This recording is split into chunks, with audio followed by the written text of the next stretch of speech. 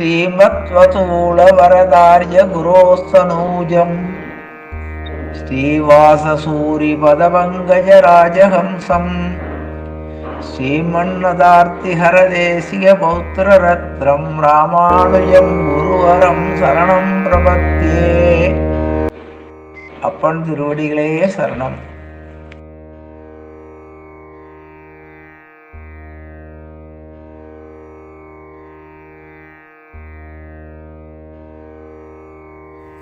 ஓம் ஸ்ரீசைலேசதயாபாத்திரம் தீபக்யாதிகுணார்ணவம் யதீந்திரப்பிரவணம் வந்தே ரம்யயா மாதரம் முனிம் லக்ஷ்மீநாதசமாரம்பாம் நாதயாமுனமத்யமாம் அஸ்மதாச்சாரியபரியந்தாம் வந்தே குருபரம்பராம். யோ நித்யமச்சுதபதாம்புஜயுக்மருக்ம व्योमोगतस्तदानिधिरायमेणे अस्मद्गुरोर्भगवतोस्य दैकसिन्तो रामानुजस्य शरणं शरणं प्रपद्ये. मातापिता युवतनयस्तनया विभूतिं सर्वं यदेव नियमेन मनन्त्वयानाम् आद्यस्य नकुलपतेर्वकुलाभिरामं श्रीमत्तदङ्ग्र इळं प्रणमामि मूर्ता. भूतं सरस्य मगधाव्यभट्टनाथ श्रीभक्तिसार कुलशेखर योगिवाहान् भक्ताङ्ग्रेणं परकाल यतीन्द्रमिश्रान् श्रीमत्पराङ्कुशमुनिं कृणोऽसि नित्यं. गुरुमुखमनदीप्य प्राग वेदानशेषान् नरपति परिक्लुप्तं शुल्कमादानुगामः. स्वसर्ममरवन्द्यं रङ्गनाथस्य साक्षात् त्रिविकुलतिलकं तं विष्णुचित्तं नमामि. மின்னார் தடமதில் சூழ் வில்லிபுத்தூர் என்றொருக்கால் சொன்னார் கலர்கமலம் சூடினோம். முன்னாள் கிளியறுத்தான் என்றுரைத்தோம் கீழ்மை நீர் சேரும் வழியறுத்தோன் நெஞ்சமே வந்து. பாண்டியன் கொண்டாட பட்டர் பிரான் வந்தான் என்று ஈண்டிய சங்கம் எடுத்தூத வேண்டிய வேதங்களோதி விரைந்து கிளியறுத்தான் பாதங்கள் யாமுடைய 10. பல்லாண்டு பல்லாண்டு பல்லாயிரத்தாண்டு பல கோடி நூறாயிரம் மல்லாண்ட செந்தோள் மணிவண்ணா உன் சேவடி செவ்வி திருக்காப்பு. அடியோ மோடும் நின்னோடும் பிரிவின்றி 1000 பல்லாண்டு வடிவாய் நின் வள மார்பினில் வாழ்கின்ற மங்கையும் பல்லாண்டு. வடிவார் சோதி வளத்துறையும் சுடராழியும் பல்லாண்டு. படைபோல் புக்கு முழங்கும் அப்பாஞ்ச சன்னியமும் பல்லாண்டே. பல்லாண்டென்று பவித்திரனை பரமேட்டியை சாரங்கமென்னும் வில்லாண்டான் தன்னை வெள்ளிபுத்தோர் விட்டு சித்தன் விரும்பிய சொல் நல்லாண்டென்று நவென்றுரைப்பர்ணமோ நாராயணாயவென்று பல்லாண்டும் பரமாத்மனை சூழ்ந்திருந்து ஏத்துவர் பல்லாண்டே. பூமண்ணு மாது பொருந்திய மார்பன் புகழ் மலிந்த பாமண்ணு மாறன் அடிபணிந்து உய்ந்தவன் பல்கலையோர் தாமண்ணி வந்த ராமானுசன் சரணாரவிந்தம் நாமண்ணி வாழே நெஞ்சே சொல்லுவோம் அவன் நாமங்களே. ஆழ்வார் திருவடிகளே சரணம். ஆச்சாரியன் திருவடிகளே சரணம். ஜீயர் திருவடிகளே சரணம். எல்லோருக்கும் அடியனுடைய வணக்கங்கள். பட்டர் பரமபதம் எய்தியை பார்த்தோம். பறவையேறு பரமபுருடா நீ என்னை கைகொண்ட பின் பிறவி என்னும் கடலும் வற்றி பெரும்பதம் ஆகின்றதால் இரவு செய்யும் பாவக்காடு தீக்கொழியி வேகின்றதால் அறிவை என்னும் அமுதாறு தலைவற்றி வாய் கொண்டதுவே அப்படிங்கிற பாசுரத்தை பாடிக்கொண்டு இருக்கும்போது அதுக்கு வியாக்கியானம் சொல்லும்போது அதுக்கு உரை சொல்லி கொண்டு இருக்கும்போதே தன்னுடைய இரு கைகளையும் தூப்பி கொண்டு இறைவனடி சேர்ந்தார். மகா பாக்கியம். கடவுளை பற்றி பேசி கொண்டிருக்கும் போதே பட்டர் இறைவனுடைய திருவடியை சேர்ந்தார்ங்கிறது சொல்லி அதைத் தொடர்ந்து பட்டருக்கு பிறகு அவருடைய சிஷ்யராகிய நம்ஜீயர் அவருடைய பொறுப்பை ஏற்றுக்கொள்கிறார். ஏற்கனவே பட்டர் இருக்கும்போது திருவாய்மொழிக்கு நம்ஜீயரிடம் நீங்கள் 9000 படி பொருள் முற்ற செய்து நன்றாக எழுதணும்னு நினைச்சார். ஏற்கனவே 1000 படி இருந்தது. இப்போ 9000 படிங்கிறது நம்ஜீயருங்கிற ஏற்கனவே பார்த்தோம். அவர் ஒரு வேதாந்தியாக இருந்து பெரிய பணக்காரராக இருந்தவர். அவரை பற்றி போன வாரம் பார்த்தோம். பட்டருக்கு அவர் சிஷ்யரானதுக்கப்புறம் நம்ஜீயரிடம் சொல்லி பட்டர் எழுதி காண்பித்த உடனே அந்த 1000 படியை பற்றி கேட்ட உடனே 9000 வியாக்கியானம் சொன்ன உடனே அதை கேட்டு நீ நம்ஜீயர் என்று அவரை ஏற்றுக்கொண்டார். நம்ஜீயர் அந்த 9000 படியை எழுதணும்னு நினைக்கிறார். ஏடுபடுத்தணும்னு பேர். அந்த காலத்தில் எழுதுறதுன்னா ஏடுபடுத்துறது, ஏட்டில் எழுத்தாணி வச்சு எழுதணும். அதில் எழுதுவதற்கு யார் 9000 படினா 9000 ஸ்லோகங்கள், திருவாய்மொழிக்கு விளக்கமாக 9000 வகையான வியாக்கியானங்கள் சொல்லணும். நினச்சி பாருங்கள், நம்மளால் ஒரு பாசுரம் உயர்வர உயர்நலம் உடையவன் எவனவன், மயர்வர மதிநலம் அருளினன் எவனவன், அயர்வரும் அமரர்கள் அதிபதி எவனவன், துயரரு சுடரடி தொழுதழு மனமே. இது திருவாய்மொழியில் முதல் பாசுரம் நம்மாழ்வார் எழுதினது. அப்போ 1000 பாட்டு எழுதியிருக்கார் நம்மாழ்வார். அதுக்கு 9000 படி வியாக்கியானம். இப்போ ஒவ்வொரு பாசுரத்துக்குமே கிட்டத்தட்ட 9 பங்கு வியாக்கியானம் சொல்லலாம். அத்தனை வியாக்கியானங்கள் இருக்குது. பின்னால் வரும் அது மும்மூஷி படின்னு சொல்லுவாங்க. மும்மூஷுனா என்னென்னா மோஷம்னு அர்த்தம். மோசத்துக்கு அடையக்கூடிய படிக்கட்டும்பாங்க.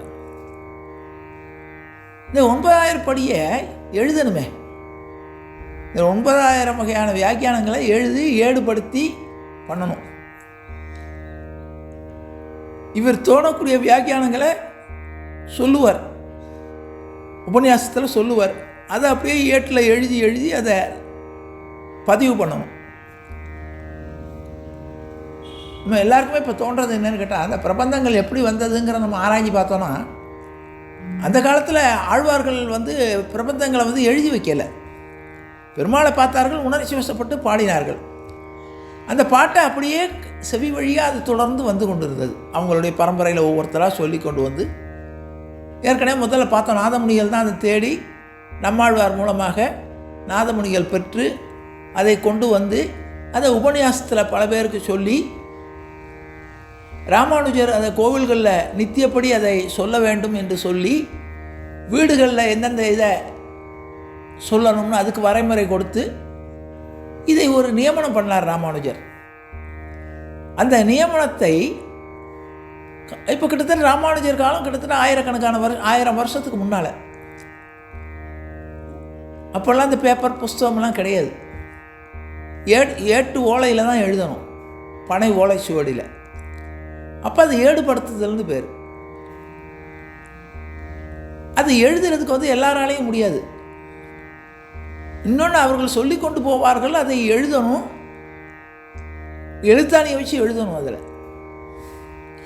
ஆகவே இவர் நல்ல சரியான ஆளை தேடி கண்டுபிடிக்கணும்னு சொல்லி தேடிக்கொண்டிருந்தார். அப்பொழுது நம்பூர் வரதாச்சாரியார்னு ஒருத்தர், ஊர் நம்பூர், அவர் பேர் வரதாச்சாரியார். அவர் அழகாக ஏட்டில் எழுதினாலும் முத்து முத்தாக எழுதுவார். கையில் எப்படி பேனாலும் எழுதும்போது நமக்கு எப்படி எழுத்து இருக்கோ அது மாதிரி ஏட்டில் எழுதுறதும் சில வகையான இது இருக்குது. அச்சாணி வீசி எழுதுறது. அவர் நம்பூர் வரதாச்சாரியாருங்கிறவர் ரொம்ப அழகாக எழுதக்கூடியவர். அதனால் அவரை அணுகலான்னு சொல்லி அவரை அழைத்து வருகிறார்கள். நம்ஜியர் சொல்கிறார், சுவாமி, அடியேன் திருவாய்மொழிக்கு 9000 படி வியாக்கியானம் பண்ணுறேன், அதை நீங்கள் எழுதி கொடுக்கணுங்கிறார், ஏடுபடுத்தி கொடுக்கணும்.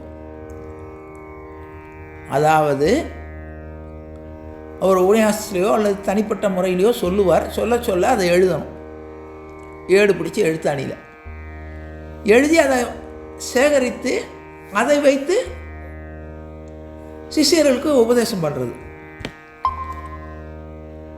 இப்போ நம்பூர் வரதாச்சாரியார் கேட்குறார், சரி அடியேன் செஞ்சு கொடுக்குறேன்னுறார். இவர் ஒத்துக்கொண்டு அவர் போன உடனே சிஷியர்கள்லாம் சொல்கிறாங்க, நம்பூர் வரதாச்சாரியாரை எழுதி சொல்லிட்டீங்களே, ரொம்ப நுணுக்கமான விஷயம், அவருக்கு பஞ்சசம்ஸ்காரம் ஆகலை. ஒரு வைஷ்ணவனுக்கு சத் விஷயங்களை பேசவோ அல்லது ஈடுபடணும்னா பஞ்சசம்ஸ்காரம் ஆகணும்.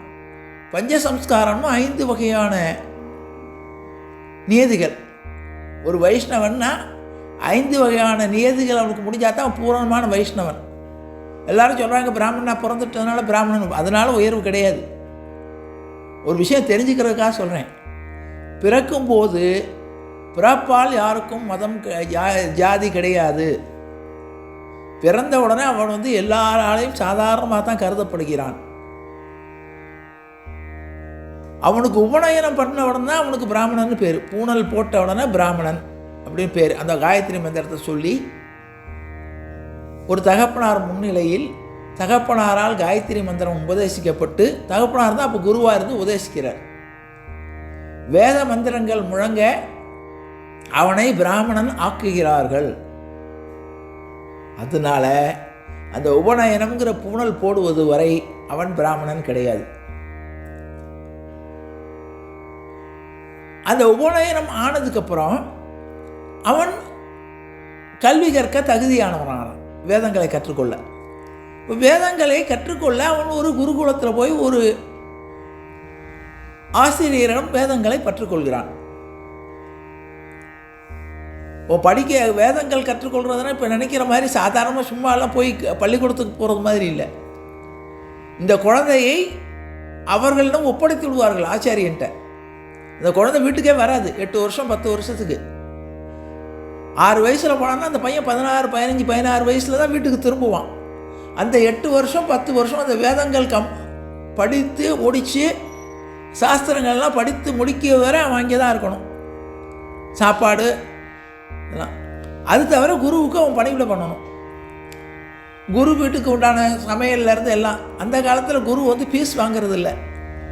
இந்த பிராமண பிள்ளைகள் போய் எல்லார் வீட்லேயும் பிச்சை வாங்கிட்டு வருவான். நீங்கள் உபநயனம் இதுக்கு நீங்கள் போய் பார்த்தீங்கன்னா தெரியும். பூணல் போடுற விசேஷத்தில் முதல்ல சொல்லித்தர வார்த்தை என்ன தெரியுமா? அந்த குழந்தைக்கு பவதி பிச்சாந்தேகி, பிச்சை எடுக்க தான் சொல்லி தருவாங்க. எல்லோரும் போகிறவங்க பிச்சை போடுவாங்க. இப்போது அந்த நடைமுறை இருக்குது. இப்போ என்னென்னா, பிராமண குழந்தைகள் பிரம்மச்சாரியாக இருக்கும்போது வேலைக்கு போகிறது சாப்பிட்றதெல்லாம் கிடையாது. குருவுக்கு பணிவிடை பண்ணி வீட்டுக்கு வீடு போய் ஒரு கைப்பிடி பிச்சை அரிசி வாங்கிட்டு வருவாங்க. அதுக்கு பேர் உஞ்சி விருத்தின்னு பேர். அந்த அரிசியாக சமையல் பண்ணி சாப்பிடுவாங்க. அந்த ஆச்சாரியருக்கும் அதே சாப்பாடு தான், அந்த குழந்தைகளுக்கும் அதே சாப்பாடு தான். விறகு பொறுக்கிறதுலேருந்து தண்ணி எடுக்கிறதுலேருந்து எல்லா காரியங்களும் அந்த குருகுல மாணவர்கள் செய்வார்கள். குருவானவர் ஒரு நாளைக்கு கொஞ்ச நேரம் உபதேசம் பண்ணுவார். குருவுக்கு பணிவிடையும் பண்ணணும். இப்படி கற்றுக்கொண்டது தான் வேதம். அதனால தான் வேதத்துக்கு அழிவில்லைங்கிறது. வேதம்ங்கிறது கிடைப்பதற்கே கஷ்டப்பட்டது.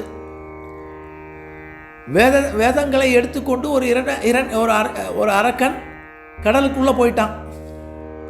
பெருமாள் மச்சாவதாரம் எடுத்து அந்த வேதத்தை மீட்டு கொண்டு வந்தார். இப்போ நாளைக்கு அந்த கோவிலுக்கு நாங்கள் போக போகிறோம், நாளை கழிச்சு.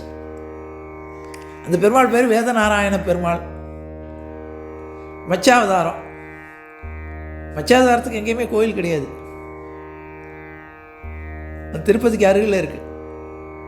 அந்த மச்சாவதார பெருமாள், அவர் பேர் வேதநாராயண பெருமாள் பேர். வேதங்களை மீட்டு வந்தார்.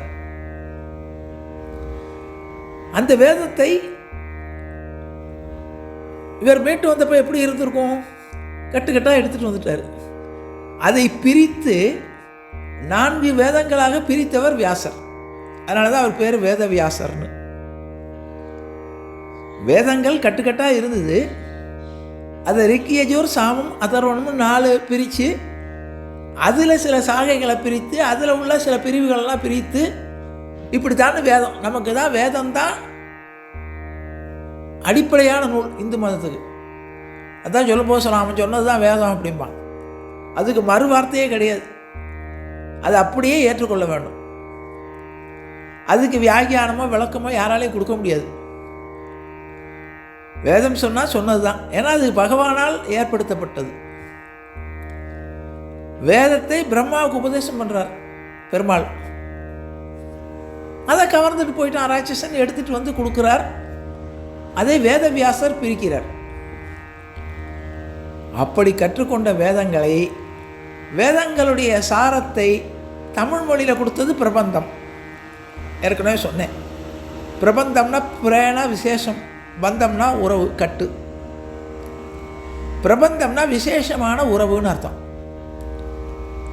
நம்ம கொண்டிருக்கிற உறவெல்லாம் விசேஷமான உறவு இல்லை, சாதாரணமான உறவு. மனைவி கணவன் இதெல்லாம் ஒரு ஜென்மத்துக்கு தான்.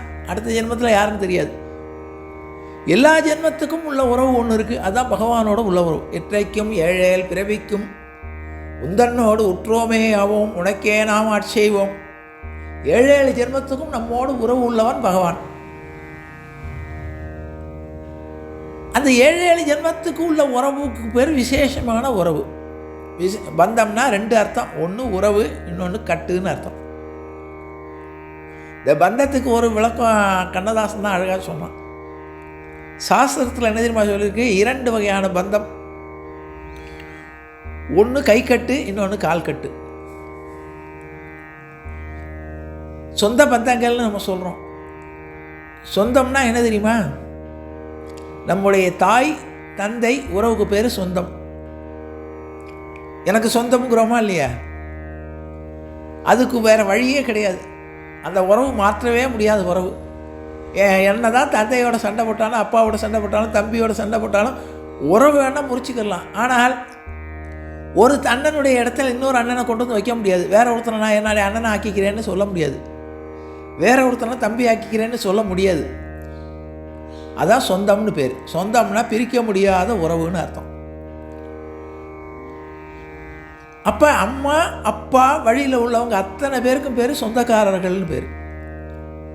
எங்கள் சொந்தக்காரங்க அப்படின்னு சொல்கிறோமே, அது யாருன்னு கேட்டால் அப்பா அம்மா வழியில் வந்த தாய் மாமா அத்தை அவங்களுடைய குழந்தைகள்லாம் பேர் சொந்தக்காரர்கள். அதனால தான் சொந்தக்காரன் அப்படின்னு உரிமையாக வந்து உட்காருவான். அவன் எந்த மரியாதையும் எதிர்பார்க்க முடியாது. என் தம்பி என் வீட்டுக்கு வந்தானா எனக்கு காப்பி கொடுத்தியா அதை கொடுத்தியான்னு மரியாதையெல்லாம் எதிர்பார்க்க முடியாது. ஏன்னா அவன் சொந்தக்காரன். உறவுகளில் கை கொடுப்பவன் பேர் சொந்தக்காரன்னு பேர், அதாவது உரிமை உள்ளவன் அர்த்தம். அடுத்தது என்ன? பந்துக்கள்னு பேர். பந்துக்கள் யாருன்னு கேட்டால் நாமளாக ஏற்படுத்திக்கிறது. அது கடவுள் கொடுத்தது, இது நாமளாக ஏற்படுத்திக்கிறது. யாருன்னு கேட்டால் மனைவி வகையறாக்கள் பந்துக்கள். மனைவியுடைய மூலமாக ஏற்படக்கூடிய மச்சினை குழந்தையார் இதுக்கெல்லாம் பேர் பந்துக்கள். அந்த சொந்தம்ங்கிறது பகவான் போடுற கைக்கட்டு, இந்த பந்தம்ங்கிறது நாமளாக போட்டுக்கிற கால்கட்டு. அதனால தான் சொல்கிறோம் இல்லையா, கால் கட்டு போட்டால் இவனுக்கு சரியாக போகும்னு. ஏன் கால் கட்டுனா நம்மளாக போட்டுக்கிறது. அதுதான் கண்ணதாசன் அழகாக சொன்னான். சொந்தம் ஒரு கைவிலங்கு நீ போட்டது, அதில் பந்தம் ஒரு கால் விலங்கு நான் போட்டது. இப்போ சொந்தம்ங்கிறது பகவான் கை கட்டை போட்டு நம்மளை அனுப்பிடுறான். நாம் என்ன பண்ணுறோம்? இது போதாதுன்னு பந்தம் ஒன்றை ஏற்படுத்திக்கிறோம், அது பேர் கால்கட்டு. அதனால தான் பத்திரம் எழுதும்போது எழுதுவாங்க, சொந்த பந்தங்களிலிருந்து எனக்கு விடுதலை கொடுக்க அப்படின்பா. ஒரு சன்னியாசம் வாங்கிக்கிற போது சொந்த பந்தங்களிலிருந்து விடுதலை. அப்போ சொந்தக்காரன் பந்துக்கள் யாருமே கிடையாது. அப்போ எல்லாத்தையும் முற்று திறந்து விட்டு சன்னியாசி ஆகணும். அப்போ அவன் வந்து யாருக்கும் வரவேற்க வேண்டியதில்லை, யாருக்கும் கட்டுப்படாதவன். அவன் உலகத்துக்கே சொந்தமாயிடுவான். இப்போ ஏடுபடுத்துறதுங்கிறது அதான், அது எல்லாருக்கும் வராது. ஏடுபடுத்துறதுக்காக இவருக்கு சொல்கிறார். அப்போ அவருக்கு என்ன ஆகணும்னு கேட்டால், ஒரு பிராமணனானவன் குருகுலத்தை முடித்து விட்டு வந்த உடனே அவன் பாடம் படிச்சிருவான். அப்புறம் ஒருத்தரை ஆச்சாரியனாக ஏற்றுக்கொள்வான். குலகுருன்னு வச்சுக்கோங்க. அந்த குலத்துக்கு ஒரு குரு இருப்பார். இப்போ ராமனுக்கு யார் குருன்னு கேட்டால் வசிஷ்டர். அதுதான் அப்புறம் கோத்திரம்னு சொல்லுவாங்க. அதை அந்த குருவனுடைய வம்சத்தில் வந்து படிச்சுட்டு வரக்கூடியவர்கள் அந்த கோத்திரக்காரர்கள். நான் தெரிஞ்சுக்கிறதுக்காக சொல்கிறேன். வசிஷ்டரிடம் ராமர் படித்தார். ராமர் பிராமணர் கிடையாது. கிருஷ்ணன் சாந்தீபினி மகரிஷியிடம் படித்தான். கிருஷ்ணன் வந்து யாதவர் குலத்தை சேர்ந்தவன். சாந்தீபினி மகரிஷி அவரோட குசேலன்கிற பிராமணனும் படித்தான். இப்போ சொல்கிறாங்களே படிப்பு வந்து பிராமணனுக்கு தானே, பிராமணனுக்கு கிடையாது, எல்லாருக்கும் உண்டு படிப்பு. வேதங்கள் எல்லாரும் படித்தார்கள், அதில் யாருக்கும் வித்தியாசம் கிடையாது. என்னன்னா படித்து விட்டு வந்த உடனே இவன் தொழிலாக பண்ணான். அதை இறைவனுக்கு பூஜை செய்கிறது, மந்திரங்கள் செய்ய. இவங்க படித்து விட்டு அவங்க தொழில் எதையோ பார்க்க போடுறான். ஆடு மேய்க்கிறவன் ஆடு மேய்ப்பான். ஆனால் சாஸ்திர ஞானமும் சமஸ்கிருத ஞானமும் எல்லாருக்கும் இருந்தது. இது தெரிஞ்சுக்கிறதுக்காக சொல்கிறேன். இவங்க தான் சாஸ்திரம். அப்படி இல்லாட்டி காளிதாசன் எப்படி சாகுந்தலம் படைக்க முடியும்? ஆடு மேய்ச்ச காளிதாசன். இன்னைக்கு கவினா காளிதாஸ் தானே சொல்கிறோம், மகாகவி காளிதாஸ் தான் சொல்கிறோம். அதனால அந்த காலத்தில் படிப்பிலே வித்தியாசம் காட்டவில்லை.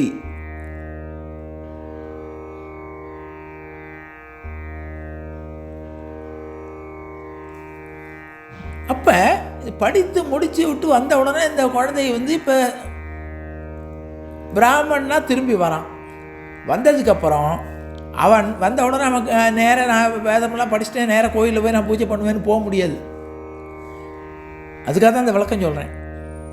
ஒரு ஆச்சாரியனிடம் அவன் போய் ஆச்சாரியனுக்கு பணிவிட பண்ணி பஞ்சசம்ஸ்காரம்னு பண்ணிக்கணும். அதான் சொல்லுவேன், 12 திருமண் உடம்புல எட்டுக்குவோம்.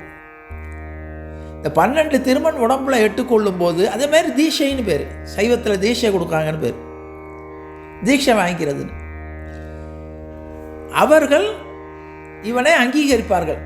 இவன் வேதம் படித்ததெல்லாம் சரியாக இருக்கா, அதை கடவுளிடம் கரெக்டாக பூஜை பண்ணுவானா, அந்த பூஜை அனுஷ்டான முறைகளை சொல்லி தருவான்.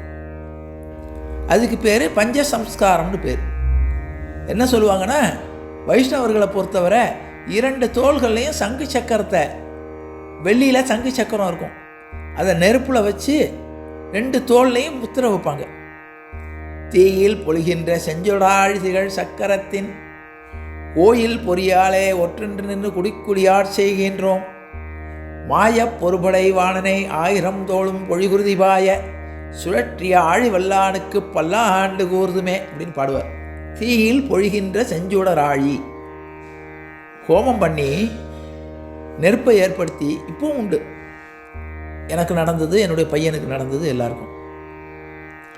சர்டிஃபிகேட் மாதிரி நமக்கு சர்டிஃபிகேட் வாங்குகிறோம்ல, டிரைவிங் லைசன்ஸு. டிரைவிங் லைசன்ஸ் இல்லாமல் நீ வண்டி ஓட்டலாம், யாரும் ஒன்றும் சொல்ல போகிறதில்ல. பிரச்சனை வரும்போது ஆக்சிடெண்ட் ஆனதுன்னா சர்டிஃபிகேட் டிரைவிங் லைசன்ஸ் எங்கேம்மா? லைசன்ஸ் இல்லாமல் நீ கெட்டிக்காரனாக ஓட்டினாலும் உனக்கு அந்த பாவம் உன் தலையிலே விழும்.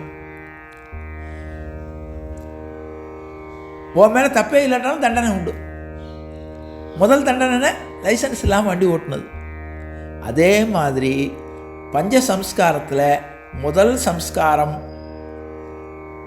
சமாசிரயணம்னு பேர். அவனை சுத்தப்படுத்துதல், தகுதியாக்குதல். அந்த ஆணவங்க தான் கோயிலுக்குள்ளே போய் சாமியை தொட முடியும். பிராமணா பிறந்து பஞ்சசம்ஸ்காரம் ஆகலைன்னா அவன் சத் விஷயங்களை அவன் கொண்டாடலாம், அவன் வீட்டளவுக்கு பண்ணிக்கலாம். ஆனால் பொது விஷயங்களில் அவன் உபன்யாசம் பண்ணவோ அல்லது ஒரு நல்ல விஷயங்களை, பொது விஷயங்களை செய்வதற்கோ அவனுக்கு அருகதை கிடையாது. அவன் பிராமணா பிறந்து வேதம் படித்தாலும் கிடையாது. நான் தெரிஞ்சுக்கணுங்கிறக்காக சொல்கிறேன். அப்போ பஞ்ச சம்ஸ்காரம் அவருக்கு ஆகவில்லை. அவரால் எப்படி இதை எழுதுவதற்கு அதிகாரம் கிடையாதுன்னு வைஷ்ணவர்கள் சொல்கிறார்கள். உடனே அவரை கூப்பிட்டு, சுவாமி உங்களுக்கு நல்ல தகுதியெல்லாம் இருக்குது, அழகாக எழுதுகிறீர்கள், வேதமெல்லாம் படிச்சிருக்கீங்க, நல்லா எழுதுறீங்க, முத்து முத்தாக இருக்குது, ஆனால் உங்களுக்கு பஞ்ச சம்ஸ்காரம் ஆகவில்லை என்று சொல்கிறார்களேன்னு நம்பியார் சொல்வார். உடனே அந்த நம்பூர் வரதாச்சாரியார் சொல்கிறார், சுவாமி நீங்களே எனக்கு பஞ்சசம்ஸ்காரத்தை பண்ணி நீங்களே எனக்கு ஆச்சாரிய ஸ்தானத்திலேருந்து பண்ணுங்கிறார். உடனே அவருக்கு பஞ்சசம்ஸ்காரத்தை பண்ணி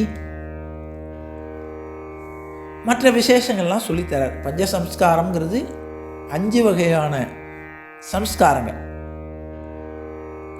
முதல்ல பெருமாளை தன்னுடைய கணவனாக ஏற்றுக்கொள்ளுதல். தெரிஞ்சுங்க, அது வரைக்கும் நம்ம எல்லாம் ஆண் நினச்சிட்டு இருக்கோம். ஒவ்வொருத்தரும் ஆம்பளை, நான் ஆண்னு. பஞ்சசம்ஸ்காரம் ஆயிடுச்சுன்னா நீ ஒரு பெண், பெருமாள் தான் புருஷன். எல்லா ஆத்மாக்களும் ஸ்திரீகள் தான், எல்லா ஆத்மாக்களும் ஸ்திரீகளே. பெருமாள் ஒருத்தன் தான் புருஷன். அதில் புருஷனில் உத்தமமான புருஷன். ஏன் உத்தமமான புருஷன்னா, அவன் நம்மை கடைசி வரை காக்கிறான். அதனால தான் அவன் புருஷோத்தமன்னு பேர். அவன் உத்தமமான புருஷனாக இருந்து நம்மை ரட்சணம் பண்ணுகிறான். அதனால பஞ்சசம்ஸ்காரத்தில் முதல் அடிப்படையாக பெருமாளுக்கே உரிய சங்கு சக்கரத்தை நம்முடைய தோள்களில் வைஷ்ணவனுடைய, இது பிராமணனுக்குன்னு கிடையாது, மற்றவங்களுக்கும் உண்டு. நீங்கள் யார் வேண்டுமானாலும் பஞ்சசம்ஸ்காரம் பண்ணிக்கொள்ளலாம். இதையும் தெரிஞ்சுக்குங்க. எல்லோரும் நினச்சிக்கிறீங்க பிராமணருக்கு தான் அந்த முத்திரை குத்திக்க, கிடையாது. ஒரு ஆச்சாரியனை அணுகி, எனக்கு தெரிஞ்சு தேவர்களில் நிறைய பேர் பஞ்சசம்ஸ்காரம் பண்ணியிருக்காங்க, நாயக்கர்களில் பண்ணியிருக்காங்க, ராஜூஸில் பண்ணியிருக்காங்க. ஒரு வைஷ்ணவ ஆச்சாரியரை அணுகி நான் வைஷ்ணவனாகிறேன், என்னை ஏற்றுக்கொள்ள வேண்டும்னு சொன்னால் அந்த ஆச்சாரியன், இன்னும் சொல்ல போனால் எஸ்சிகளுக்கே பண்ணி வச்சுருக்காங்க. அந்த பஞ்சசம்ஸ்காரம் பண்ணதுக்கப்புறம் எப்படி இருக்கணும்னு சில நியமங்கள் இருக்குது. அதை கடைப்பிடிக்கிறதுக்கு ஒத்துக்கொண்டால் பஞ்சசம்ஸ்காரம் பண்ணுவாங்க யாருக்கும். இதில் ஒன்றுமே வித்தியாசமே கிடையாது. அந்த பஞ்சசம்ஸ்காரம் பண்ணியாச்சுன்னா அவங்க எந்த கோயிலையும் போய் பூஜை பண்ணலாம். பஞ்சசம்ஸ்காரம் பண்ணுறதுக்கு முன்னால் அவர்களுக்கு இந்த கோயில் முறைகளை சொல்லித் தருவார்கள்.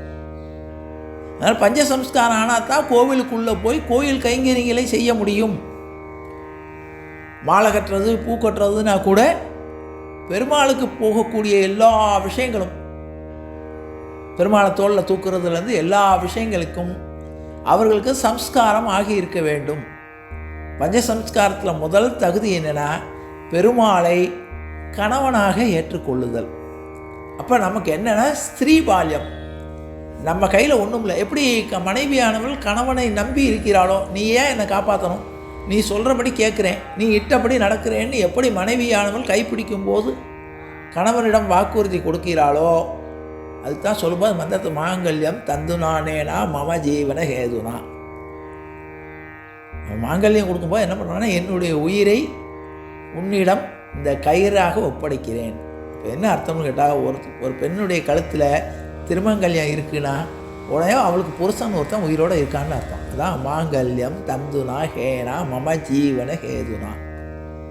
என்னுடைய உயிர் இருக்குங்கிறக்கு அடையாளம் என்னன்னு கேட்டால், உன்னுடைய கழுத்திலே தொங்கக்கூடிய இந்த கயிறு. அதே மாதிரி பகவானை புருஷனாக ஏற்றுக்கொண்ட ஒவ்வொரு ஆத்மாவுக்கும் பஞ்சசம்ஸ்காரமாகிய முதல் தகுதியாக தீயில் பொழிகின்ற செஞ்சுடராழி திகழ் சக்கரத்தின் கோயில் பொறியாலே ஒற்றொன்று நின்று குடிக்குடியார் செய்கின்றோம். பஞ்சசம்ஸ்காரம்ங்கிறது 2 தோளில் சங்கு சக்கரத்தை பதித்து விட்டால் அவர்கள் அன்னையிலேருந்து அந்த பிராமணன் ஸ்திரீ ஆயிடுறான். நான் ஆம்பளை, என் பேர் நாராயணன்லாம் சொல்ல முடியாது. அதுக்கு பேர் உடனே வைப்பாங்க, ராமானுஜதாசன் அப்படின்னு பேரை மாற்றிடுவாங்க. அது வரைக்கும் அப்பா வச்ச பேர் நாராயணனாக இருக்கும். ஆச்சாரியன் சம்ஸ்காரம் பண்ணதுக்கப்புறம் தாசன்கிற பேரை சேர்த்துடுவாங்க. இப்போ என்ன அர்த்தம்னா, நான் பகவானுக்கு அடிமையாக இருந்து கொண்டு பகவத் கைங்கரியம் செய்வேன் ஏதாவது ஒரு வகையில். அதனுடைய முதல் இது பஞ்சசம்ஸ்காரத்தில் எப்படி ஒரு பெண்ணுக்கு திருமாங்கல்யம் எப்படி அவளுக்கு கணவன் ஒருவன் இருக்கிறான் என்று காட்டுகிறாதோ, அல்லது என்னை ரட்சிப்பதற்கு ஒருவன் இருக்கிறான் என்று காட்டுகிறதோ, அதே மாதிரி ஒரு வைஷ்ணவனுக்கு பஞ்சசம்ஸ்காரத்தில் தோளில் சங்கு சக்கரத்தை போட்டாச்சுன்னா அவன் தகுதி படைத்தவனாகிறான், பகவானிடம் அவன் சரணாகதி ஆயிட்டான்னு அர்த்தம். அடுத்தது தான்கிற பேர், தன்னுடைய பெயர்னால ஒரு கர்வம் உண்டாகும். அதை எடுப்பதற்காக அடுத்தாப்புல ஒரு தாசன்கிற பேர், நான் அடிமை. யாருக்கு அடிமை? ராமானுஜருக்கு அடிமை, ராமானுஜதாசன், மாதவதாசன், கண்ணதாசன். என்னன்னா, என்னுடைய வாழ்க்கையை அவனிடம் ஒப்படைத்து விட்டேன். எப்படி ஒரு ஸ்திரீ கணவன்கிட்ட என்னுடைய வாழ்க்கை இனிமேல் உங்கள்கிட்ட தான், நீ வாங்கி கொடுக்கக்கூடிய சேலையை கட்டிக்கொள்வேன். ஒரு பெண் பட்டுப்புடவை கட்டி நல்லா ஜம்முன்னு வரானா என்ன அர்த்தம்னா, அவளுடைய நல்ல கணவனை அடைந்து விட்டால், வசதியாக வச்சுருக்கான்னு அர்த்தம். அவன் ஒரு கிழிஞ்ச சேலையை கட்டிட்டு வந்தானா அப்போ அவனுடைய கணவன் வறுமையில் இருக்கான்னு அர்த்தம் இல்லையா?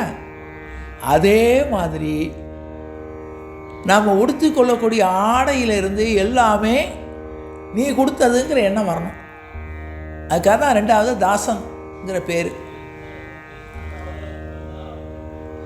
பகவானை தாசனாக, பகவானுடைய தாசனாக தன்னை அங்கீகரித்துக் கொள்ளுதல், இது 2வது தகுதி.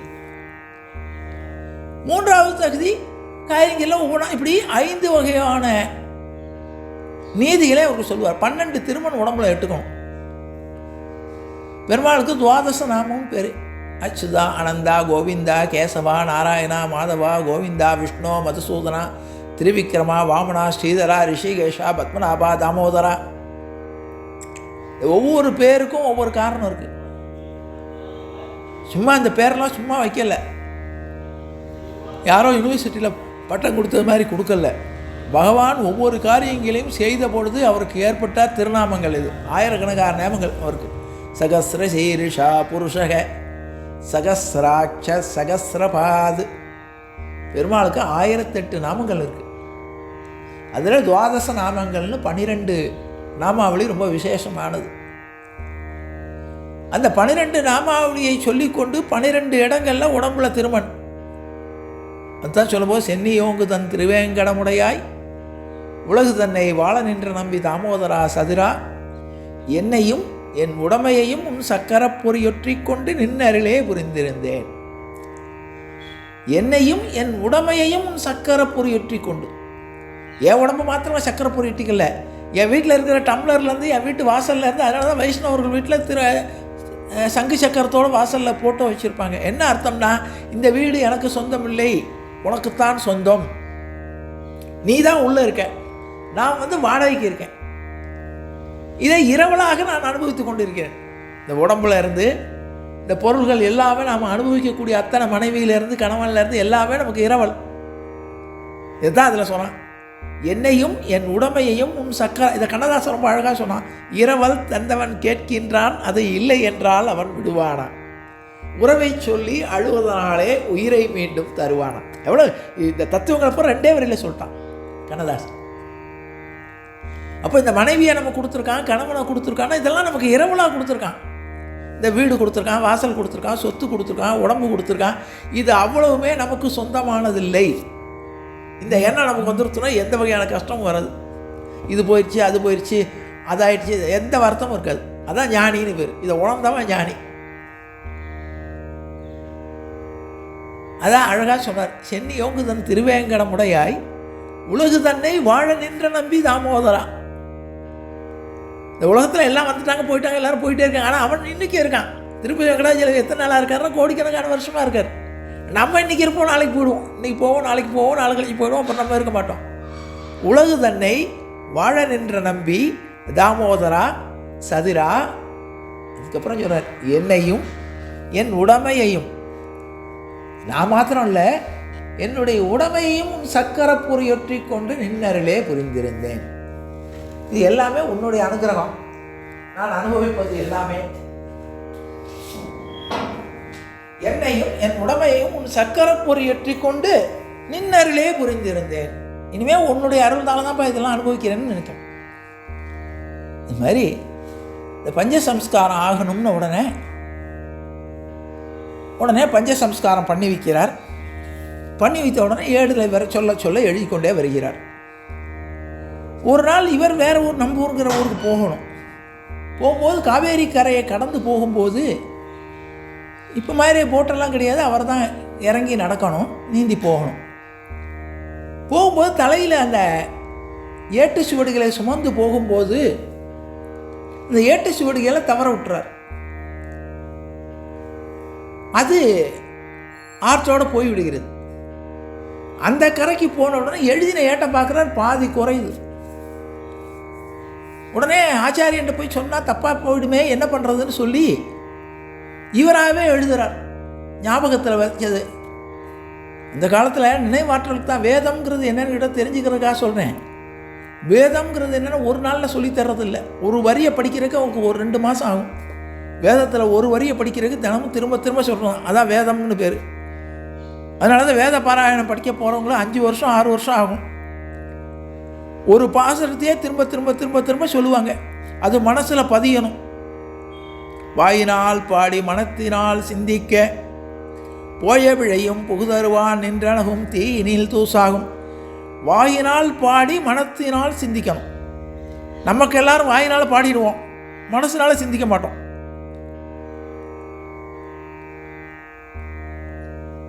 அப்போ 2 வரணும். வாயினால் பாடி மனத்தினால் சிந்திக்க. வேதம் படிக்கும்போது என்ன பண்ணால் வாயு மந்திரத்தை சொல்லும், மனசு பெருமாளை பற்றிய சிந்தனையில் ஓடும், அவரை பற்றியே. இவருக்கு மனசில் அது லைச்சனால அந்த காலத்தில் சொன்னாலும் கூறத்தாழ்வானை பற்றி சொல்லும்போது சொல்லுவோம் ஏக கிரந்தின்னு பேர். எத்தனை ஒரு புஸ்தகத்தையே கொடுத்தா கூட ஒரே நிமிஷத்தில் பார்த்தாருனா அப்படியே மனப்பாடம் ஆகிடும் அவருக்கு. இவர் கேட்ட ஞாபகத்தை வைத்து கொண்டு அப்படியே எழுதினார் பாக்கி இதெல்லாம். இதை எழுதி கொண்டு போய் அடுத்த நாள் காட்டுறார். பார்க்குறார், இவர் எழுதினாலாம் சரியாக இருக்கான்னு பார்க்குறார் நம்ஜியர்.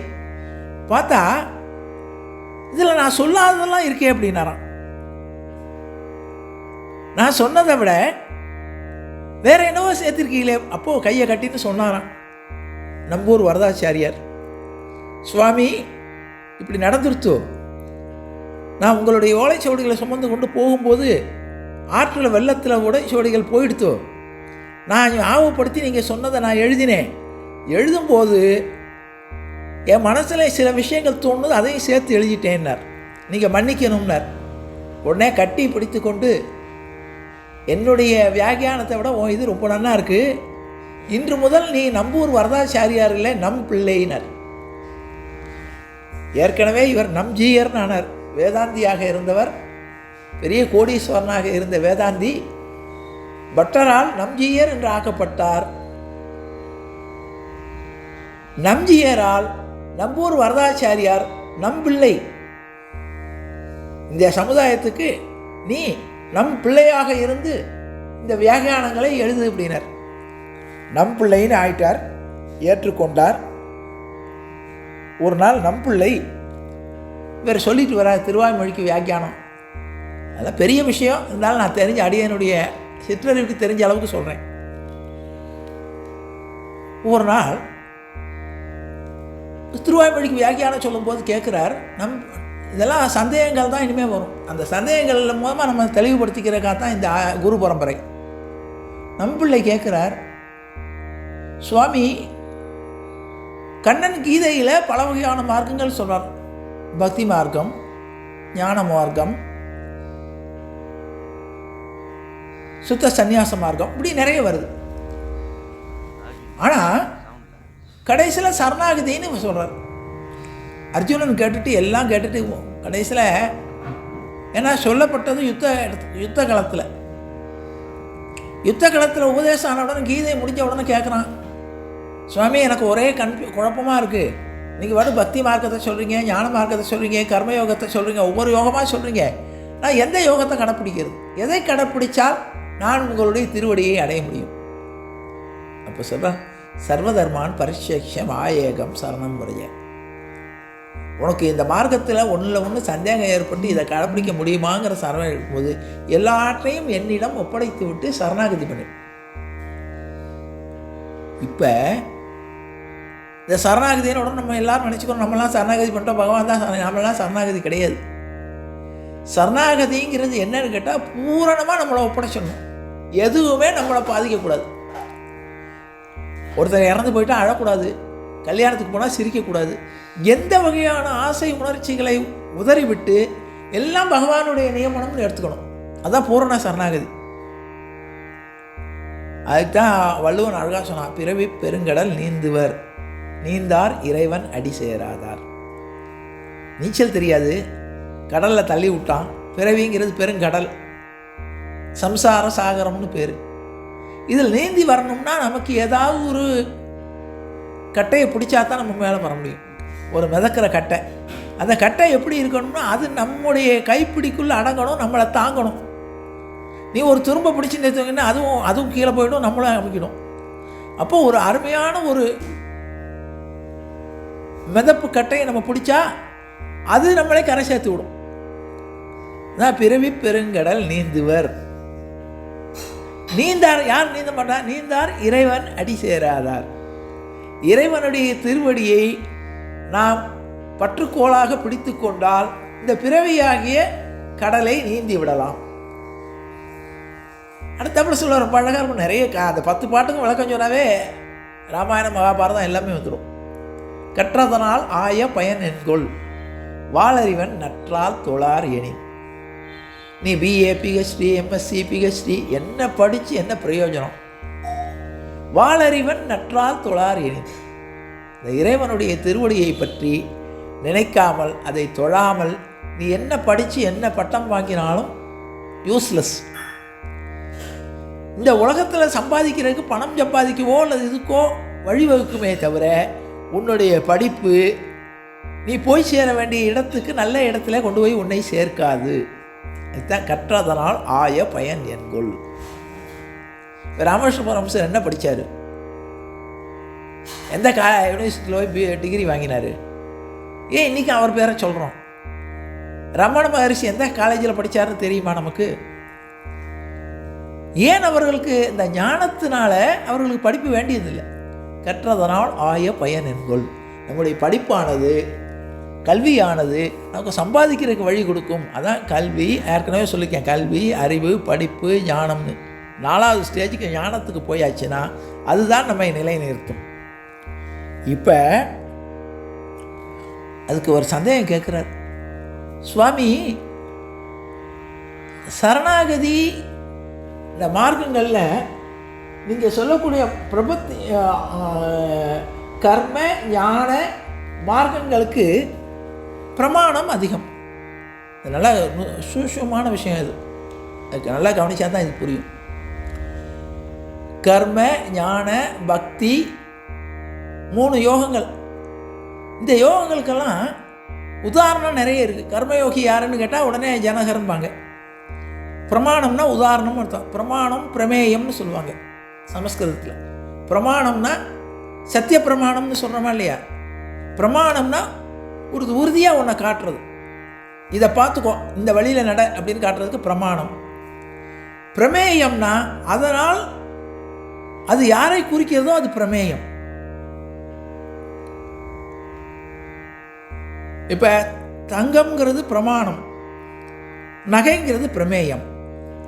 இது சின்ன உதாரணம், அடியனுடைய மனசில் பட்டது. தங்கத்தை பிரமாணமாக எடுத்துக்கொள்ளலாம். அது எப்படி மாறிடும்? பிரமேயமாக மாறிவிடும். அது எதை நோக்கி போகிறது? அந்த தங்கம் நகையாக போகிறது. இந்த பிரமேயத்துக்குள்ளே, அந்த பொருளுக்குள்ளே என்ன இருக்குன்னா பிரமாணம் இருக்குது. சத்திய பிரமாணம்ங்கிறோம். அது எங்கே கொண்டு போய் சேர்க்கும்? இந்த பிரமாணம்ங்கிறது சத்தியமாகிய உயர்ந்த நிலைக்கு கொண்டு போய் சேர்க்கும். அப்புறம் அந்த பிரமேயம் ஆயிடுதுன்னா பிரமாணம் அதுக்குள்ளே அடங்கிடும். இப்போ தங்க நகைக்குள்ளே தங்கம் இருக்குது, ஆனால் தங்கமாக இருந்தது எப்படி ஆயிடுது? தங்க நகை ஆயிடுச்சு. சத்திய பிரமாணம்ங்கிறது என்ன? அவன் அந்த பிரமாணத்தை எடுத்துக்கொண்டு பிரமேயம் ஆயிடுவான். ஹரிச்சந்திரனை எடுத்துக்கொண்டால் அவன் சத்திய பிரமேயன். சத்தியம் அவனுக்குள்ள அடங்கிடுத்து, தனியாக காட்ட வேண்டியதில்லை. ஹரிச்சந்திரன் சொன்னாவே என்ன அர்த்தம்? சத்தியம்னு அர்த்தம். அதே மாதிரி பிரமாணங்கள் உண்டு. எதுக்கு? கர்மயோகம், ஞான யோகம், பக்தி யோகத்துக்கு பிரமாணம் உண்டு. அதை அனுபவிப்பவர்கள் பல பேர். இந்த விஷயம் நல்லா கூர்மையாக கவனிச்சா தான் புரியும். இந்த பிரமாணத்தை கைப்பற்றுபவர்கள் அல்லது கடைப்பிடிப்பவர்கள் ஃபாலோயர்ஸ்னு பேர். ஒருத்தன் சொல்லலாம், நான் கர்மயோகியாக இருக்கிறேன், என் வேலையில் கருத்தாக இருப்பேன், அதான் செய்யும் தொழிலே தெய்வம்ங்கிறானா இல்லையா? அவனுக்கு வேறு சாமியை கூப்பிட மாட்டான். அவனுக்கு வேலை இதுதான், நான் வேலை பண்ணு பாடணும்னு. ஒரு விவசாயி, அவன் கர்மயோகி. அவன் போய் கோயிலுக்கு போக வேண்டியதில்லை, பூஜை பண்ண வேண்டியதில்லை, அவன் பாட்டு வேலையை பார்ப்பான். கர்மயோகி. அவனுக்கு மோட்சம் உண்டானா உண்டு. அதான் பகவான் கிருஷ்ண கதை இதில் சொன்னான், கர்மயோகத்தில் உனக்கு கொடுத்தக்கூடிய தொழிலை நீ செய். அதைத்தான் இப்போ தப்பாக புரிஞ்சுக்கிட்டாங்க. நீ செய்யக்கூடிய தொழிலை சிரத்தையாக செஞ்சால் நீ எந்த வகையான இதுக்கும் உனக்கு கட்டுப்பட வேண்டியதில்லை. உனக்கு மற்ற பூஜை இதெல்லாம் உனக்கு தேவையில்லை. அடுத்தது பக்தி யோகம். நீ பக்தி யோகத்துக்கு போயிட்டேன்னா பணம் சம்பாதிக்கணும், கர்மயோகத்துக்கு வரக்கூடாது. பக்தியில் பெருமாள்கிட்ட திளைத்து கொண்டு எது இருந்தாலும் ஏற்றுக்கொண்டு நீ பாட்டுக்கு வாழ்ந்துடும். அடுத்த ஞான யோகம், அது அடுத்த ஸ்டேஜ். இப்படி ஒவ்வொன்றா சொல்லி கொண்டு வந்தக்கூடிய இதுக்கெல்லாம் ஒவ்வொருத்தருக்கும் உதாரணம் உண்டு, உதாரண புருஷர்கள் உண்டு. கர்மயோகிக்கு சொல்லும்போது மிருகங்கள் கூட சொல்லுவாங்க. இந்த பாரு, காலையில் இந்த பறவை யார் எழுப்புறாங்க, அது பாட்டுக்கு எந்திருக்குது போகுது. ஒரு நதி இருக்குது, அழகாக கிருஷ்ணன் சொல்கிறான், நான் நதிகளை படைத்தேன். அது தன்னுடைய கடமையை சரியாக செய்கிறது. புறப்பட்ட இடத்துல கடலில் போய் சேர்றது வரை அது பல பேரை வாழ்வித்து கொண்டு அது போய் சேருது. ஒரு கொடியிலே அழகான மலர்களை கொடுத்தேன், அந்த மலர்கள் தான் வாழும் வரை வாசனையை நமக்கு கொடுத்து விட்டு அது போய் சேர்கிறது. இதுதான் கண்ணதாசன் அழகாக சொன்னான். மண்ணில் பிறந்த நதியால் மக்கள் தாகம் தீர்த்தது, மரத்தில் பிறந்த கனியால் அது பசியை தீர்த்தது, கொடியில் பிறந்த மலரால் எங்கும் வாசம் நிறைந்தது, அன்னை மடியில் பிறந்த உன்னால் என்ன பயன்தான் விளைந்தது, நான் ஏன் பிறந்தேன் நாட்டுக்கு நலம் என்ன புரிந்தேன் என்று நாளும் பொழுதும் வாழும் வரையில் நினைத்திடு என் தோழா, நினைத்து செயல்படு என் தோழா, உடனே செயல்படு என் தோழா. இது எதுலேருந்து எடுத்தான்? கீதையுடைய சாரம். கீதையில் பகவான் கர்மயோகத்தில் சொல்கிறார், ஒரு சாதாரண ஓரறிவு படைத்த உயிர்கள் கூட தனக்கென்று விதிக்கப்பட்ட கர்மாவை செய்து என்னிடம் வந்து சேர்கிறது. நீ மனுஷனாக பிறந்த நீ உன்னுடைய கர்மாவை மறந்து இப்பொழுது வில்லையும் அம்பையும் கீழே போட்டு உட்கார்ந்துருக்கியேன்னு கேட்குறார். அப்போ கர்மயோகத்துக்கு உதாரணமாக அந்த இடத்துல கிருஷ்ணன் அர்ஜுனனுக்கு புத்தி சொல்கிறான். உதாரணம் இருக்குது, பிரமேயமும் இருக்குது, பிரமாணமும் இருக்குது, பிரமேயமும் இருக்குது. அது மாதிரி ஞான யோகத்துக்கு ஞானி யாருன்னு கேட்டால் நிறைய ஞானிகள் சொல்கிறோம். வசிஷ்டர், விஸ்வாமித்திரர், அவர்கள் ஞான யோகத்துக்கு சொல்கிறோம். பக்தி யோகத்துக்கு எத்தனையோ பக்தர்கள், அவர்கள் பக்தி. ஆனால் சரணாகதிக்கு யாரை பிரமாணமாக கொள்வது? யார் சரணாகதியாக பூர்ண சரணாகதி அடைந்தவர்கள்? அவர்கள் யாராக பிரமேயமாக யார் மாறி இருக்கிறார்கள்? இது இல்லையே அப்படின்னு சந்தேகத்தை கேட்கிறார். அப்ப அழகா சொல்றார்,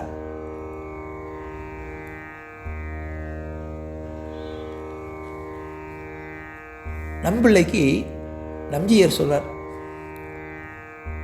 சரணாகதிக்கு யார் உதாரணம்னா அவதார புருஷர்களே உதாரணம். பகவான் ராமாவதாரம் எடுத்தார். அவதாரம் எடுத்த உடனே அவர் என்ன பண்ணார்? தன்னை சரணடைந்தவர்களெல்லாம் ஏற்றுக்கொண்டு சரணாகதி தத்துவத்தை காட்டினார். பிரமேயம் யாரு, பிரமாணம் யாருன்னா, பிரமாணம் இதுதான், சரணாகதி தான் பிரமாணம். பிரமேயம் யாருன்னு கேட்டால் அவர்கள் உதாரண புருஷர்களாக இருக்கக்கூடிய விபீஷணன், குகன், பரதன், சத்ருகணன். இந்த சரணாகதி பண்ணினவர்கள் எண்ணிக்கையில் குறைவாக இருக்கலாம், ஆனால் சரணாகதி தத்துவம் நிலையானது. எப்படி ஆற்றில் விழுந்தவனுக்கு எதை பிடித்து எதையாவது அவன் அந்த நேரத்தில் எதை பிடித்தால் நம்ம கரையேறுவோங்கிறது யோசிக்க மாட்டான். எது கிடைத்தாலும் அதை பிடிப்பான். பின்னால் வரும் ஒரு அருமையான இது மகாபக்த விஜயம் வரும்போது சொல்கிறேன். துளசிதாசர் என்ன பண்ணுவார்னு கேட்டால், கங்கை கரையில் அவர் கொஞ்சம் காம வெறியராக இருந்தால் அவரோட மனைவி பார்க்கணுன்னு வந்தார். கங்கையில் வெள்ளம் கரை புரண்டு ஓடுது. கங்கையில் குதிச்சுவிட்டார். இவருக்கு எதை பிடித்து கொண்டு வர்றதுன்னு தெரியல. உடனே அங்கே ஒரு இருட்டில் பிடிக்கிறதுக்கு மாதிரி ஒரு கட்டம் மதக்குது. உடனே அதை பிடித்து கொண்டு நீந்தி கரையேறார். கரையேற்று மனைவியை வந்து பார்க்குறார். அப்புறம் காலை அவர் மனைவி ஆச்சரியப்படுறா, என்ன சுவாமி இப்படி இவ்வளவு கங்கையெல்லாம் வெள்ளமாக இருக்குது, எப்படி வந்தீங்க? இல்லை, இப்படி ஒரு கட்டம் வந்து அதை பிடிச்சிட்டு வந்துட்டேன்னார்.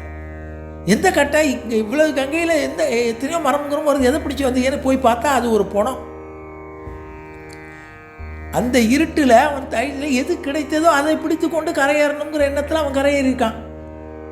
அவன் முதலே பிடிச்சிருந்தானா அதை இவனை முழுங்கியிருக்கும். ஆக அந்த சம்சார சாகரத்தில் விழுந்தவனுக்கு எதை பிடித்து கொண்டு கரையேறுவது என்பதை பிரமாணம் பிரமேயத்தை அறிய வேண்டியதில்லை. பிரமாணம் எதுன்னா பகவான் தான் பிரமாணம். பிரமேயம் எதுனா அதே தான் பிரமேயம். பகவானுடைய திருவடியை பிடித்தால் பகவானோடு ஐக்கியமாகி விடலாம். இதுதான் அவர் சொன்னார். இதுக்கு எது உதாரணம்னு கேட்டால், எங்கெங்கெல்லாம் சரணாகதி பூர்ணமாகிறதோ அவர்களெல்லாம் வையத்துள் வாழ்வாங்கு வாழ்வான் வானோரையும் தெய்வத்துள் வைக்கப்படும்னா வள்ளுவன். பூமியில் பிறந்தவங்க வாழ்வாங்கு வாழ்தல் அப்படின்னா என்ன அர்த்தம்னா, அவர்கள் இறந்தாலும் அவர்கள் இறப்பாக கருதப்படாது வாழ்பவர்களாக. இப்போ ராமானுஜர் சித்தி அடைஞ்சிட்டார். ராமானுஜரை இறந்துட்டார், நம்ம ஏற்றுக்க முடியுதா? அவர் இன்றும் நம்மோடு வாழ்கிறார். அவரை ஆச்சாரியனாக ஏற்றுக்கொள்கிறோம், அவருடைய புகழ் பாடுகிறோம். எதுக்காக சொன்னா, அவர்கள் வாழ்ந்து மறைந்தாலும் அவர்கள் பிரமாணம், அவர் இறைவனோடு ஐக்கியமாய் அவர் இறைவனாகவே ஆயிடுவர். அதுதான் பிரமாணமும், அதுதான் பிரமேயமும், அதுதான் இதுதான் சரணாகதியில் உள்ள தத்துவம். அப்போ பகவானை பூரணமாக சரணாகதி அடைந்து விட்டால் பகவானை இன்னொன்று அடுத்தது சொல்றார். அப்போ இதுக்கு இடைஞ்சலாக எது இருக்கும்? பகவானை அனுபவிப்பதற்கு தடையாக இருப்பது இல்லறம்தான். இல்லறத்தில் நாட்டம் வந்து விட்டால் பகவானோட உள்ள உறவுல நமக்கு கொஞ்சம் தடை ஏற்படும். இது அழகாக சூட்சமான விஷயம். அதை சொல்லும்போது அதுக்கு பல வகையான நிறைய உதாரணங்களை சொல்கிறார். அதெல்லாம் சொல்ல நேரம் இல்லை. ஒரே ஒரு பாசுரத்தை மாத்தங்க. நம்பினேன் பிறர் தன் பொருள் தன்னையும், நம்பினேன் மணவாரையும் என்னெல்லாம், செம்பொன் மாடத் திருக்குறுகு நம்பிக்கை அன்பனாய் அடியேன் சதிர்த்தேன் நின்றே. மதுரகவியாழ்வார் சொல்கிறார் கண்ணினும் சிறுத்தாம்புல. நம்பினேன் பிறர் தன் பொருளையும். அவர்கிட்ட ரூபா இருக்கு, பெரிய பணக்காரன், எனக்கு என்னன்னாலும் அவர் என்னை காப்பாற்றுவார். நம்பினேன் பிறர் தன் பொருள் தன்னையும். அடுத்தது நம்பினேன் மணவாரையும் முன்னெல்லாம், என் பொண்டாட்டி காப்பாற்றுவா, பிள்ளை காப்பாற்றுவா. செம்பொன் மாட திருக்குறுகு நம்பிக்கை அன்பனாய் அடியேன் சதிர்த்தேன் நின்றேன். இன்னைக்கு எனக்கு என்ன தோணுச்சுன்னா, இதெல்லாம் நம்பினதெல்லாம் நம்மளை கைவிட்டுடும், ஆனால் நம்முடைய நம்மாழ்வார் கைவிட மாட்டார். இதுதான் பிரமாணம். பிரமாணம் யாருன்னு கேட்டால் திருவாய்மொழி நம்மாழ்வார். இந்த பிரமாணத்தை மூலம் நம்ம அடையக்கூடியது இது என்னன்னு கேட்டால் பிரமேயமாகிய பெருமாள். அந்த பெருமாளுடைய திருவடியை அடைவதற்கு, பெருமாளோட ஐக்கியமாவதற்கு நமக்கு உதவியாக இருக்கக்கூடிய பிரமாணம் யாருன்னு கேட்டால் நம்மாழ்வார். அதான் அழகாக சொல்றார். அதுக்கப்புறம் அடுத்த பாஸ்தம், இன்று தொட்டும் எழுமையும் எம்பிரான் நின்று தன்புகள் ஏத்த அருளினான். இன்று தொட்டும் எழுமையும் எம்பிரான். இன்னொரு 7 ஜென்மம் 6 ஜென்மம் எடுத்தா கூட இன்று தொட்டு எழுமையும் எம்பிரான் நின்று தன் புகழ் ஏத்த அருளினான். குன்றமாட திருக்குறுகோ நம்பி என்றும் என்னை இகழ்விலன் காண்பினேன். நான் எந்த பிறவி எடுத்தாலும், எந்த அவதாரம் எடுத்தாலும், எந்த ஒரு பிறவி எடுத்தாலும், அடுத்தாப்புல இன்னொரு சொல்லுவார், அதையோடு நிறுத்திக்கிறேன். ஆச்சாரியன் நல்ல ஆச்சாரியனாக கிடைச்சாச்சுன்னா நமக்கு மோட்சத்தை பற்றி கவலையே பட வேண்டாம்.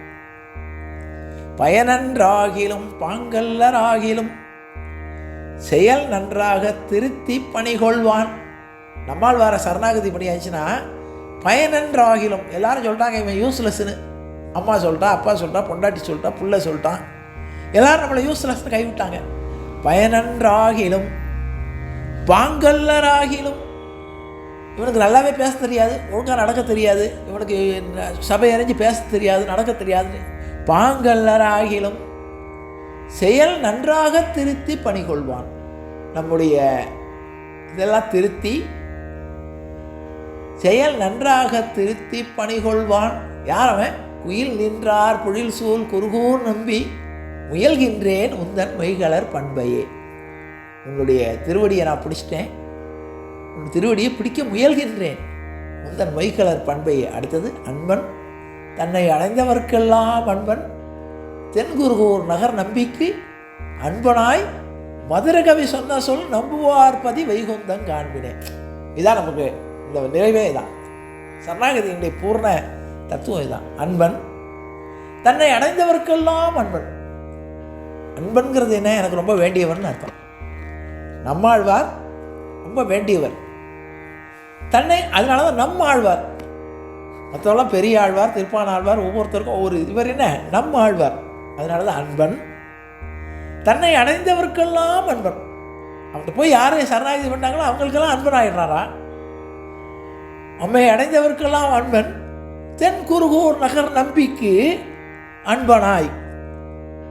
இப்போ மதுரகவி என்ன பண்ணார்?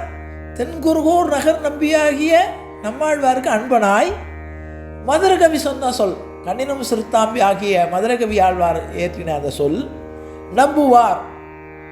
அதில் உள்ள வார்த்தைகளை நம்பி சரணாகதி தத்துவத்தை உணர்ந்தவர்கள் நம்புவார் பதி வைகுந்தம் காண்பினே.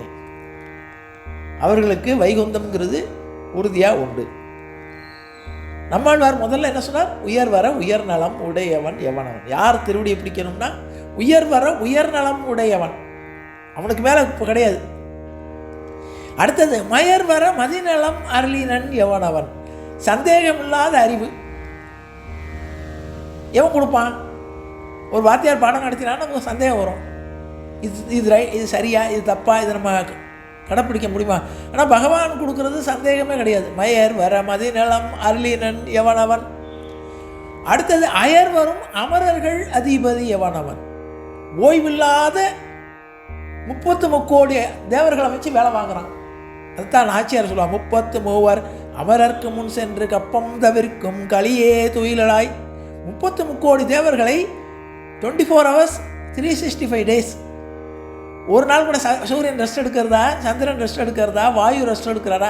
அது மாதிரி 33 கோடி தேவர்களை வைத்து ராஜ்ய பரிபாலனம் பண்ணுறவன் பகவான். 33 அமரருக்கு முன் சென்றுன்னு அதனால தான் நாச்சியார் பாடும்போது பாடினான். அப்போ அயர் வரும் அமரர்கள் அதிபதி எவனவன், அவனால் தான் நம்முடைய துயராக இருக்க முடியும். துயர் அரு சுடரடி தொழுதெழு மடமை. நம்ம மற்ற யார் யாரை நினச்சிட்டு எந்திருக்கிறோம்? காலம்பரம் எந்திருந்த உடனே அவர் காப்பாற்றுவார், இவர் காப்பாற்றுவார், இவர் செய்வார், அவர் செய்வார், என் பிள்ளை இருக்கான் பணம் அனுப்பிடுவான், பொண்ணு இருக்கா அவன் காப்பாற்றிடுவா. இதெல்லாம் காப்பாற்றாது. இந்த பெருமாளுடைய நாமாவளி ஒன்று தான் காப்பாற்றும். பெருமாள் தான் காப்பாற்றுவார். அதனால தான் சொல்லும் போது சொன்னா, துயர் அரு சுடரடி தொழுது எழு மனமே. எந்திருக்கும் போது யாரை நினைக்கணும்? பெருமாளுடைய திருவடியை நினைக்கணும். உன்னுடைய திருவருளால் நான் இன்றைக்கி முடிச்சுட்டுருக்கேன், உன்னுடைய திருவடியை நான் சரணாகதி பண்ணுறேன், என்னுடைய காரியங்களெல்லாம் நடத்துபவன் நீ, நான் ஒரு கருவி தான், நான் உனக்கு கருவியாக பயன்படுகிறேன். இந்த ஒரு அப்பா நமக்கு கர்வம் வராது, நான் தான் இந்த காரியத்தை செஞ்சேன், இவன் என்னை கெடுத்து விட்டான், அவன் என்னை வச்சு விட்டான், இதெல்லாம் வரவே வராது. இதெல்லாம் வராத பக்குவம் ஏற்படக்கூடிய நிலைமைக்கு தான் பேர் சரணாகதி. அந்த சரணாகதியை பற்றி தான் அழகாக நம்பியர் இதுவரை நாம் பார்த்த உதாரணங்களை வைத்து சொன்னார் என்றோடு இந்த வாரம் நிறைய ஜானகி காந்த ஸ்மரணே ஜெய ஜெய ராமராம் சத்குரு மகராஜுக்கு ஜெய ஆஞ்சநேய மூர்த்திக்கு ஜெய. அறியாத பிள்ளைகளோம் அன்பினால் உந்தன்னை சிறுபேர் அழைத்தனம் சீறி ஏறலாத இறைவான் ஈதாராய் பறையேலோரம்பாவாய். எற்றைக்கும் ஏழேல் பிறவிக்கும் உந்தன்னோடு உற்றோமே யாவும் உனக்கே நாம் ஆட்சேவோம் மற்றை நம் காமங்கள் மாற்றேலோரம்பாவாய். செங்கந்திருமுகத்து செல்வத் திருமாலால் எங்கும் திருவருள் பெற்று இன்புறம்பாவாய். ஹரே ராம ராம ராம ஹரே ஹரே, ஹரே கிருஷ்ண கிருஷ்ண கிருஷ்ண ஹரே ஹரே. கோவிந்தராம சங்கீர்த்தனம் கோவிந்தா ஹரி கோவிந்தா. வீடியோவை பார்க்கக்கூடிய நேயர்களை வீடியோவை லைக் செய்யுங்கள், ஷேர் செய்யுங்கள், சப்ஸ்கிரைப் பண்ணுங்கள். தங்களின் பொன்னான கருத்துக்களை கமெண்ட் பாக்ஸில் பதிவிடுங்கள். தேங்க்ஸ் ஃபார் வாட்சிங்.